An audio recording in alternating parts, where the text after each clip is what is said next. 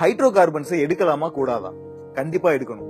உலகத்தில் உள்ள 46% எலக்ட்ரிசிட்டி பாத்தீங்கன்னா பூமியில உள்ள ஆயில் அண்ட் கோலை மட்டும் வச்சு தான் எடுத்துட்டு இருக்கோம்.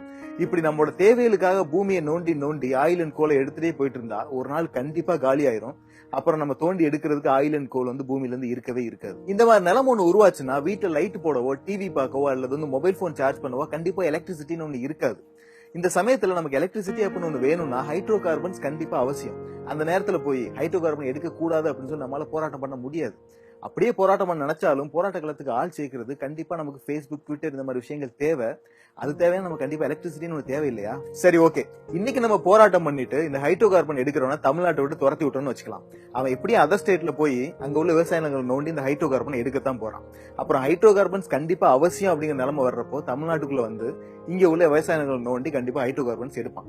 சோ நம்மளோட போராட்டங்கிறது உணர்வுபூர்வமா இருக்குங்கிறத தாண்டி அறிவுபூர்வமா இருக்கணுங்கிறத நான் இங்க பதிவு பண்ண விரும்புறேன். இதுக்கு இந்த ஹைட்ரோ கார்பன்ஸை பத்தி ஒரு சில அறிவியல் உண்மைகள் நம்ம தெரிஞ்சுக்கணும். ஓகே, இந்த ஹைட்ரோ கார்பன்னா என்ன? பேர்ல இருந்தே உங்களுக்கு நல்லாவே தெரிஞ்சிருக்கும். ஹைட்ரஜனும் கார்பனும் சேர்ந்ததுதான் இந்த ஹைட்ரோ கார்பன்.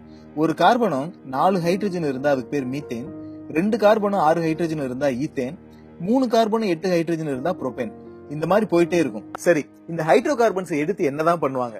அதை எடுக்கிறதுக்கான அவசியம் தான் என்ன? உதாரணத்துக்கு ஒரு மீத்தேன் எடுத்துட்டு அதை எரிக்கிறோம்னு வச்சுக்கலாம். இப்படி எரிக்கிறப்போ இந்த மீத்தேன் காத்துல உள்ள 2 ஆக்சிஜன் மாலிகூல்ஸோட ரியாக்ட் பண்ணிட்டு கார்பன் டை ஆக்சைடையும் தண்ணியும் வெளியே கொடுக்கும்.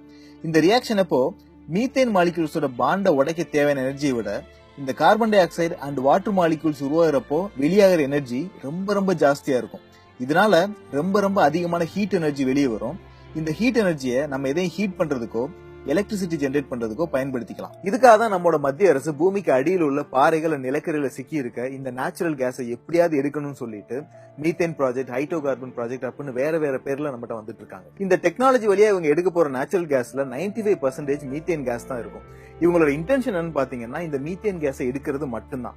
இந்த மீத்தேன் கேஸை எடுக்கிறதுனால விவசாயிகளுக்கு ஏகப்பட்ட பிரச்சனைகள் வரும் தெரிஞ்சிருந்தோம்.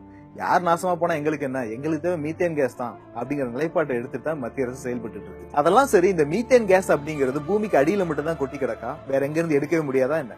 ஒரு லேட்டஸ்ட் ரிசர்ச் என்ன சொல்லுதுன்னா வருஷத்துக்கு சுமார் 14 இருந்து 25 மில்லியன் டன் வரை மீத்தேன் கேஸ் பூமியோட மேல் பரப்புல இருந்து அட்மாஸ்பியருக்கு எஸ்கேப் ஆயிட்டு இருக்கு. இதோட முக்கியமான ஒரு சோர்ஸ் என்னன்னு பாத்தீங்கன்னா குப்பை. வெளிநாட்டு மக்கள்கிட்ட போய் இந்தியா பத்தி ஏதாவது சொல்லுங்க அப்படின்னு சொன்னீங்கன்னா 10ல 4 பேர் வந்து தாஜ்மஹால், கல்ச்சர் இந்த மாதிரி விஷயங்கள் சொல்லுவாங்க. ஆனா மீதி உள்ள 6 பேர் என்ன சொல்லுவாங்கன்னா குப்பை, சாக்கடை, வறுமை இந்த மாதிரி விஷயங்கள் ஒரு நாடு அப்படின்னு சொல்லுவாங்க. இது நம்மளால மறுக்க முடியும்னு நினைக்கிறீங்களா? கண்டிப்பா முடியாது. ஏன்னா அதான உண்மை. இந்தியாவோட மிகப்பெரிய மாநகராட்சியோட டோட்டல் பட்ஜெட் பாத்தீங்கன்னா 27,000 கோடி. அதுல 2,300 கோடி எவ்வளோ? 2,300 கோடி ரூபாய் வந்து சாலிட் வேஸ்ட் மேனேஜ்மெண்ட் யூஸ் பண்றாங்க. அதாவது நம்ம பே பண்ற டாக்ஸ்ல அரௌண்ட் 10% டாக்ஸ் பாத்தீங்கன்னா சாலிட் வேஸ்ட் மேனேஜ்மெண்ட் போகுது. இந்த சாலிட் வேஸ்ட் மேனேஜ்மெண்ட்ங்கிறத கவர்மெண்ட் வந்து கான்ட்ராக்டர்ஸ் கொடுக்குது. இந்த கான்ட்ராக்டர்ஸ் இந்த குப்பைகள் எல்லாம் மக்கிற குப்பை, மக்காத குப்பைன்னு பிரிச்சு டிஸ்போஸ் பண்ணணும். ஆனா இவங்க என்ன பண்றாங்க? எல்லா குப்பையும் அள்ளி கொண்டு போய் டம்பிங் யார்ட்ல கொட்டிட்டு வந்துடுறாங்க. அந்த டம்பிங் யார்டு பாத்தீங்கன்னா 80 அடி 100 அடி அப்படின்னு வளர்ந்துட்டே போகுது. இதே நிலைமை தான் சென்னையிலையும். இப்படி மலை மாதிரி கொட்டி கிடக்கிற குப்பையில 1 டன் குப்பையில இருந்து நம்மால 40 கிலோகிராம் மீத்தேன் எடுக்க முடியும். அதாவது 2 LPG கேஸ் சிலிண்டர் ஃபில் பண்ற அளவுக்கு நம்மால மீத்தேன் எடுக்க முடியும். சென்னையில இருந்து மட்டும் சுமார் 4,500 டன் குப்பைகள் ஒரு நாளைக்கு சேருது. இந்தியாவில சுமார் 200 மாநகராட்சிகள் இருக்கு. இந்த 200 மாநகராட்சிகள்ல ஒரு நாளைக்கு 1 லட்சம் டன் குப்பை வரை சேருது.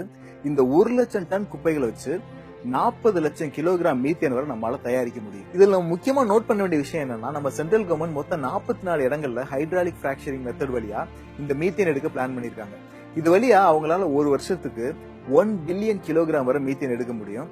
ஆனா நம்மகிட்ட இருக்க குப்பைங்களை மட்டும் வச்சு நம்மால 1.5 பில்லியன் கிலோகிராம் வரை நம்மளால மீத்தேன் எடுக்க முடியும். இதையும் தாண்டி மீத்தேன் எடுத்தது போக மீதி உள்ள குப்பைங்களை வச்சு 90 லட்சம் டன் இயற்கை உரங்களை ப்ரொடியூஸ் பண்ணி அதை வச்சுட்டு 45 லட்சம் ஏக்கர் தரிசு நிலங்களை விளைநிலங்கள் நம்மளால மாற்ற முடியும். குப்பையில இருந்து எஸ்கேப் ஆகி அட்மாஸ்பியர் போற இந்த மீத்தேன் கேஸ் கார்பன் டை ஆக்சைடை விட 20 மடங்கு அதிகமா டெம்பரேச்சரை ட்ராப் பண்ணி வச்சுக்கும். இதனால குளோபல் வார்மிங்கான சான்சஸ் ரொம்ப ரொம்ப அதிகம். அதுவே குப்பையில இருந்து நம்ம மீத்தேனை எடுத்துட்டோம் அப்படின்னா இந்த மீத்தேன் கேஸ் அட்மாஸ்பியருக்கு போகாது. இதனால குளோபல் வார்மிங் கம்மி பண்றதுக்கான வாய்ப்புகள் ரொம்ப ரொம்ப அதிகம். இப்படி குப்பைகளோட அருமைகளை நல்லாவே தெரிஞ்சுக்கிட்ட ஸ்வீடன் சுமார் 10 லட்சம் டன் வரை குப்பைகளை பக்கத்து நாடுகள்ல இருந்து இம்போர்ட் பண்ணிருக்காங்க. அமெரிக்கா பாத்தீங்கன்னா சுமார் 500 landfill methane extraction plant run பண்ணி அது வழியா 7 லட்சம் வீடுகளுக்கு வந்து எலக்ட்ரிசிட்டி கொடுத்துட்டு இருக்காங்க. இப்படி குப்பையில இருந்தே மீத்தேன் எடுத்து அதை வச்சுட்டு விவசாயத்தையும் வாழ வைக்க முடியும் அப்படிங்கிற ஆப்ஷன் இருக்கிறப்போ ஒரு நல்ல கவர்மெண்டா தான் என்ன பண்ணிருக்கணும்? குப்பையில இருந்து இந்த மீத்தேன் எடுத்திருக்கணுமா இல்லையா? அதை விட்டுட்டு விவசாயிங்க வயித்துல அடிச்சுட்டு அவங்களோட நிலத்தை நோண்டி மீத்தேன் எடுக்க ட்ரை பண்ண கூடாது. ஸ்வச் பாரத்னு சொல்லிட்டு குப்பையெல்லாம் கூட்டி ஒரே இடத்துல மலை மாறி குமிச்சு வச்சிருந்தா இந்தியா தூய்மை இந்தியா ஆகாது. மக்கள் நல திட்டங்கள்ங்கிறது ஒரு பகுதி மக்களோட வயித்துல அடிச்சுட்டு இன்னொரு பகுதி மக்கள் நல்லா வாழ வைக்கிறது கிடையாது. எல்லா பகுதி மக்கள் நல்லா வாழ்ந்தாதான் அது பேர் மக்கள் நல திட்டமே. சோ சரியான வழியில மீத்தேன் எடுத்து மக்களை காப்பாத்துங்க. தப்பான வழியில மீத்தேனை எடுத்து விவசாயிகளை சாகடிச்சிடாதீங்க. அவங்களை ஆல்ரெடி நம்ம சாகடிச்சதே ஊருக்கு வெளிச்சம் வேணுங்கிறக்கா எங்க வீட்டை கொடுத்திடாதீங்க. We support hydrocarbon extraction, but in the right way.